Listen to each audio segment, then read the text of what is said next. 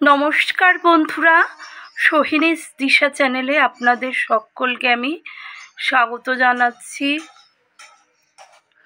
আমি আপনাদের সাথে তো সমস্ত সুখ দুঃখের কথা ভাগ করে নিই। তো আমি আপনাদেরকে জানাচ্ছি যে 2 সপ্তাহ আগে আমার পাড়ায় অন্নকূটে খেয়ে হঠাৎ করে খুব অসুস্থ হয়ে পড়ি, হসপিটালাইজড হই এবং অনেক কষ্টে ধীরে ধীরে আজকে সুস্থ হয়ে উঠেছি।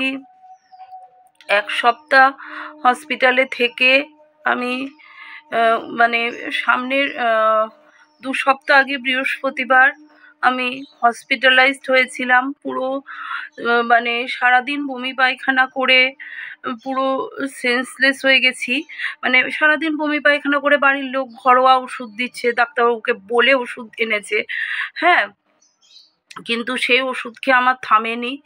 তারপরে আমি হঠাৎ করে অজ্ঞান হয়ে যাই। তো তখন আমার বাড়ির লোক আমাকে অ্যাম্বুলেন্স করে নারায়ণা হসপিটালে নিয়ে যায়। ওনাদের ডাক্তারবাবুদের এবং নার্সদের, ব্রাদারদের, দিদিদের, সিস্টারদের সকলের সহায়তায় আমি সুস্থ হয়ে উঠি এবং 1 সপ্তাহ পর বাড়ি আসি। সামনের বৃহস্পতিবার থেকে আমি ঘরে রয়েছি।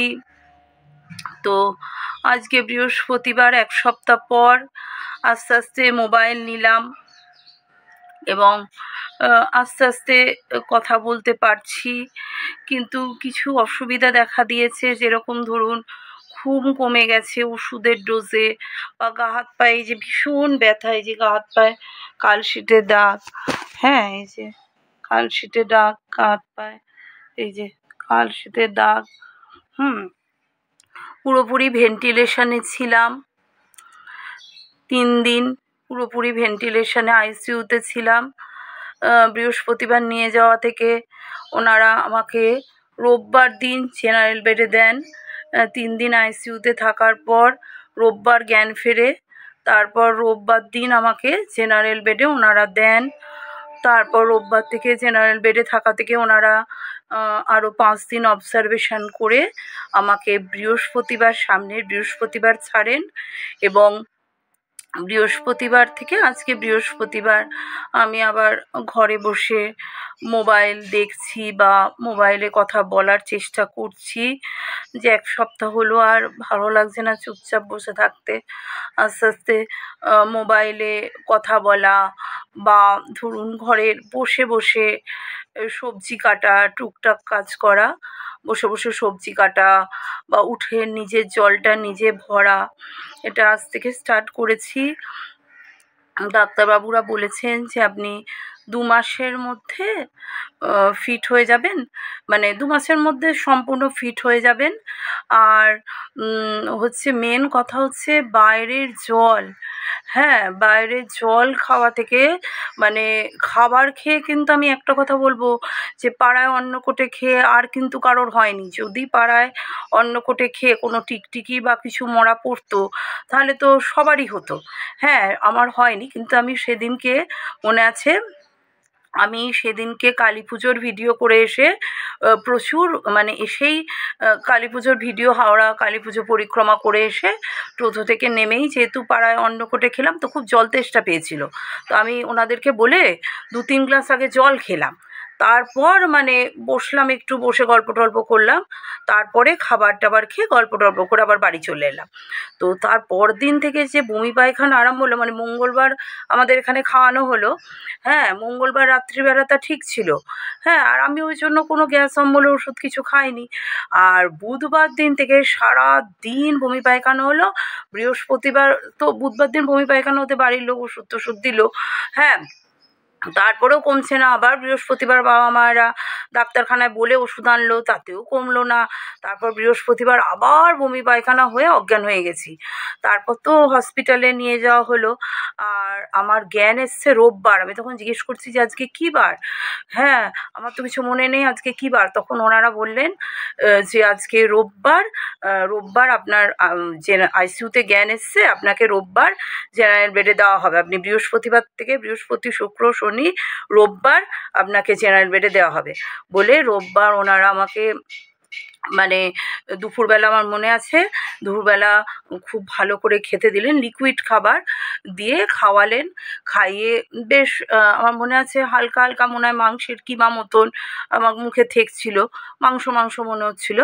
হ্যাঁ, বললো আপনি এতদিন খাননি, শুধু স্যালাইন টেনেছেন, তাই জন্য আপনাকে আজকে একটু মাংসের কিমা হালকা করে একদম গলিয়ে পেস্ট করে ওনারা ওটা চামচে করে আমাকে দিলেন দুপুরবেলা, দিয়ে তারপরে আমাকে জেনারেল বেডে রোববার দিলেন। রোববার জেনারেল বেডে দেওয়া থেকে আমার আত্মীয় স্বজনরা আমাকে দেখতে এলেন।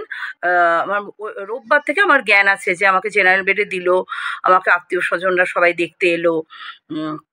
তো সবাই দেখতে এসছেন এবং সবাই আমার জন্য প্রার্থনা করেছেন, সকলের প্রতি আমি খুব কৃতজ্ঞ।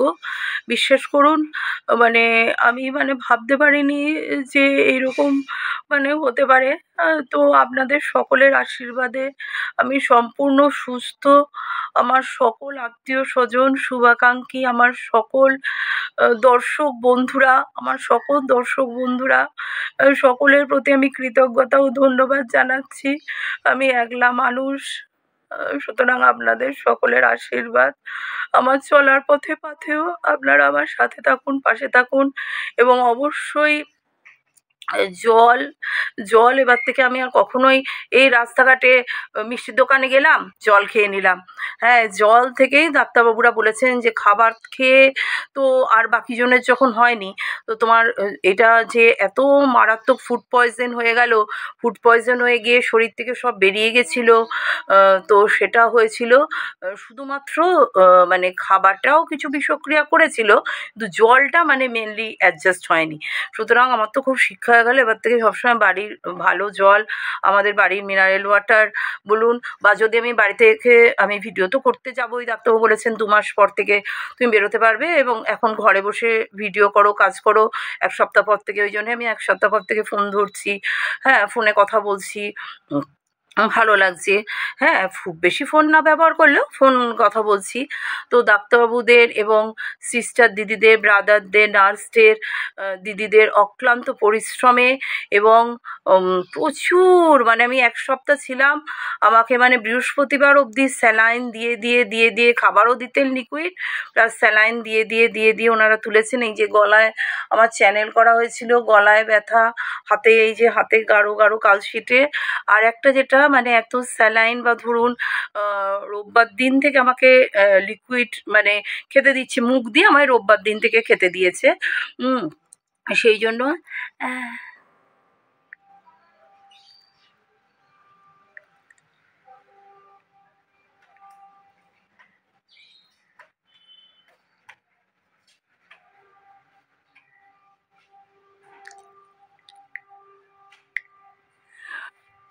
জন্য জিভটা পুরো অসাড় হয়ে গেছিলো এবং জিভে গোটা মুখে ঘা হয়ে গেছিলো, যেহেতু পুরোপুরি ইনটিউবে ছিলাম, পুরোপুরি ভেন্টিলেশনে ছিলাম।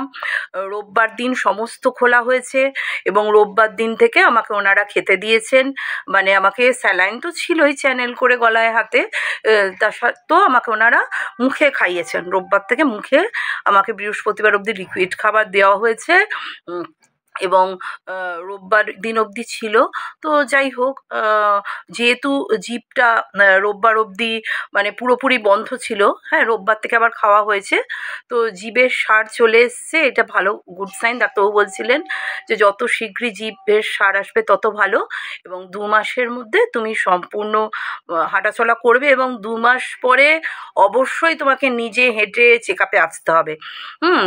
1 মাসের মধ্যে তো আসতে বলেছিনি এবং 2 মাস বাদে আবার সমস্ত চেক হবে।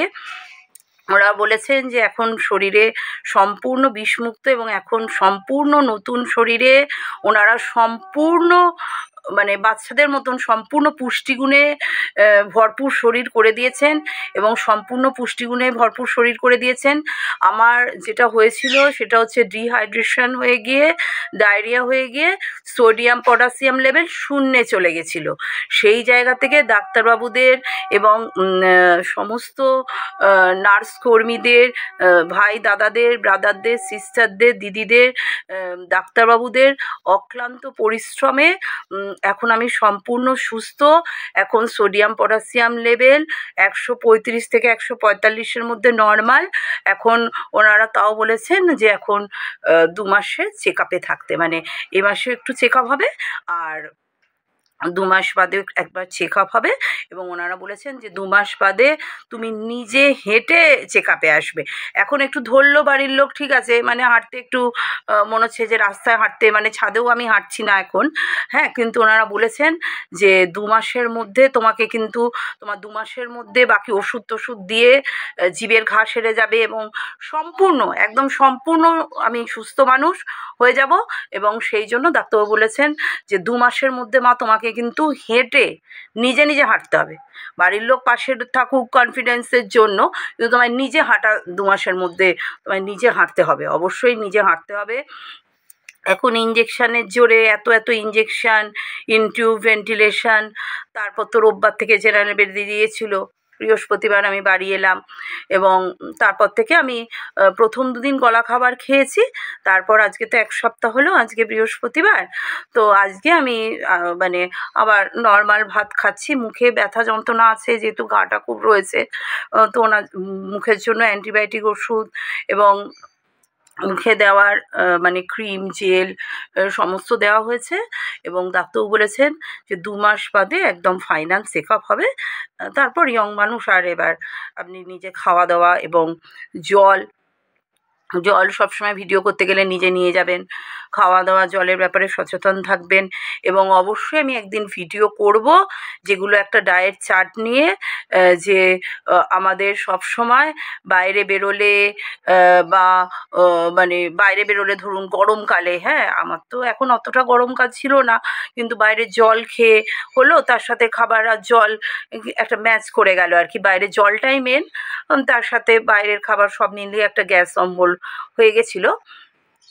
এখন আমার ডাক্তারবাবুরা প্রচুর পরিমাণে স্যালাইন, ভালো ভালো ওষুধ দিয়ে সম্পূর্ণ বাচ্চাদের মতন শুদ্ধ নিরোগ সম্পূর্ণ সুস্থ শরীর করে দিয়েছেন এবং বলেছেন যে 2 মাস পর তুমি অবশ্যই এর মধ্যেই 2 মাসের মধ্যে এবং 2 মাস পর তো অবশ্যই নিজের পায়ে হাঁটার চেষ্টা করবে এবং নিজে হাঁটার চেষ্টা করবে। যতটা আমরা পারি, যেরকম 5-10 মিনিট হাঁটি, তারপর টোটো ধরো, একদম একদম সবসময় টোটো করবে না, নিজের পায়ে একটু হাঁটা চলার চেষ্টা করবে। আস্তে আস্তে একদম মানে সম্পূর্ণ সুস্থ হয়ে যাবে। 2 মাস পর আবার একটা ফাইনাল চেক আপ হবে। তো চেক আপ করে তো সব কিছু ঠিক হলে ওষুধ সব যেরকম বন্ধ টন্ধ হয়ে যায়, 2 মাস পর ওষুধ বন্ধ হয়ে যাবে এবং নিজের পায়ে হাঁটাচলা করা। এবং 2 মাস পর ডাক্তারবাবু ফিট সার্টিফিকেট দিলে একদম 2 মাস পর বাইরে বেরিয়ে ভিডিও করা। 2 মাস পর একদম সম্পূর্ণ যেরকম আমি বেরোই বাইরে বেরোনো, বলছে একদম ভয়ের কোনো ব্যাপার নেই। 2 মাস বাদে টেস্টটা, ফাইনাল টেস্টটা হলে, এখন তো টেস্টটা হবে 1 মাসের মধ্যে, আর বললেন 2 মাস বাদে ফাইনাল টেস্ট হবে। তো একদম সব যদি ফিট হয়, যে সমস্ত ঘাটতি পূরণ হয়ে গেছে, হ্যাঁ, সমস্ত তো শূন্য হয়ে গেছিলো, সেখানে ডাক্তারবাবুরা সমস্ত পূর্ণ করে দিয়েছেন। পূর্ণ করে টেস্ট করিয়ে আমাকে তবে বাড়ি পাঠিয়েছেন।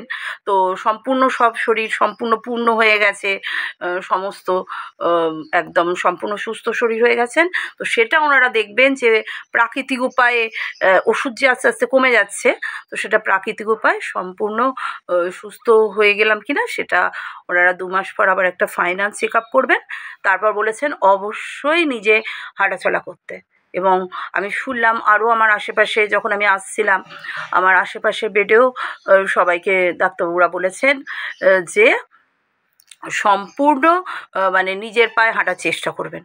2 মাস পরে অন্তত মানে 1 মাসের মধ্যেই চেষ্টা করতে, ধরে ধরে ধরে ধরে, এবং 2 মাস পরে একদম প্রত্যেকটা মানে আমার আশেপাশে প্রত্যেকটা পেশেন্টকে এবং আমাকেও বলে দিয়েছেন যে 2 মাস পরে নিজের পায়ে হেঁটে হেঁটে সম্পূর্ণ একা হাঁটার চেষ্টাটা করবেন, তাহলে নিজে নিজে হাঁটতে পারবেন। এবং যত হাঁটা যায়, ঘরে হাঁটলো, কাছাকাছি পার্কে হাঁটলো, 10 মিনিট করে তো হাঁটতেই হবে, যত হাঁটবে তত এবার পায়ের জোরটা হবে।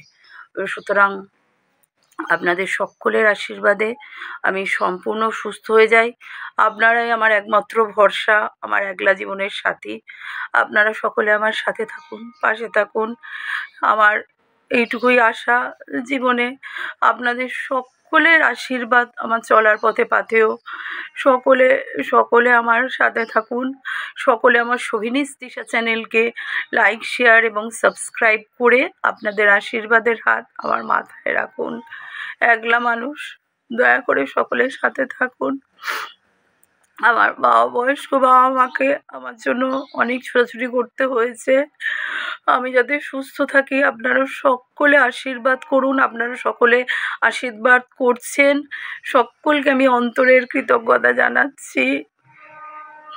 আপনাদের সকলের আশীর্বাদ আমার চলার পথে পাথেয়। আপনারা আমার সাথে থাকুন, পাশে থাকুন।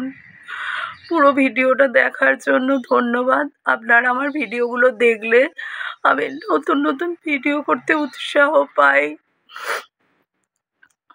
আপনারা আমার সোহিনীস দিশা চ্যানেলকে লাইক, শেয়ার এবং সাবস্ক্রাইব করে আপনাদের আশীর্বাদের হাত আমার মাথায় রাখুন। আপনারা আমার ভিডিও দেখুন, তাহলে অন্তত একটা মানুষ বাঁচার উৎসাহ পাবে একলা জীবনে। পুরো ভিডিওটা দেখার জন্য ধন্যবাদ। আপনারা সকলে আমাকে আশীর্বাদ করুন। ধন্যবাদ, ধন্যবাদ, ধন্যবাদ।